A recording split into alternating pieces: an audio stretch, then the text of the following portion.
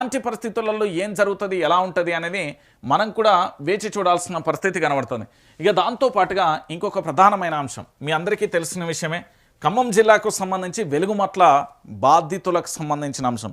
ఇప్పటికే వెలుగుమట్లకు సంబంధించి BRS party నుంచి కల్వకుంట్ల తారక రామారావు పోరాటం చేసిండు.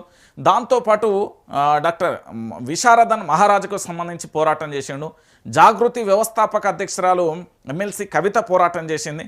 ఇంకో విధంగా చెప్పాలంటే తెలంగాణ రాష్ట్రానికి సంబంధించిన జర్నలిస్టులు కానీ దాంతోపాటు వెలుగుమట్ల బాధితులను బయటికి తీసుకొచ్చే ప్రయత్నం, అంటే వాళ్ళ బాధలను వెదలను తెలంగాణ సమాజానికి తెలియజేసే ప్రయత్నం చేసిన పరిస్థితి కనబడింది.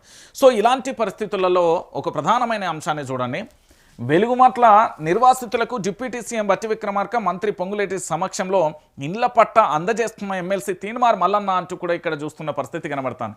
మీది కూల్చే ప్రభుత్వం, మాది కట్టించే ప్రభుత్వం. మానవీయ కోణంలో వెలుగుమట్లకు పేదలకు న్యాయం. డిసెంబర్ 9 కల్లా మోడల్ కాలనీ ఏర్పాటు. సీఎం రేవంత్ రెడ్డి చేతుల మీదుగా గృహప్రవేశం.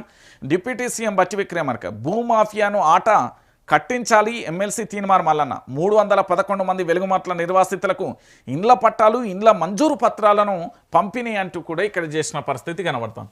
ఒకసారి దీంట్లో డెప్త్గా పోదాం. ఎందుకంటే తెలంగాణ ప్రాంత ప్రజలందరికీ కూడా తెలవాల్సిన విషయం ఏంటంటే ఇల్లు గూలగొట్టుడు ఎందుకు, మళ్ళా కట్టించుడు ఎందుకు. మీరు ఒక్కసారి భూదానికి సంబంధించిన భూములే అంటారు కదా.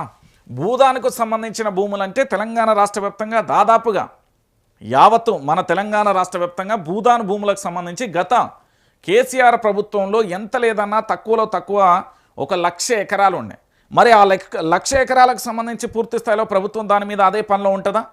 లేని పరిస్థితి కనబడుతుంది. ఈ ఖమ్మం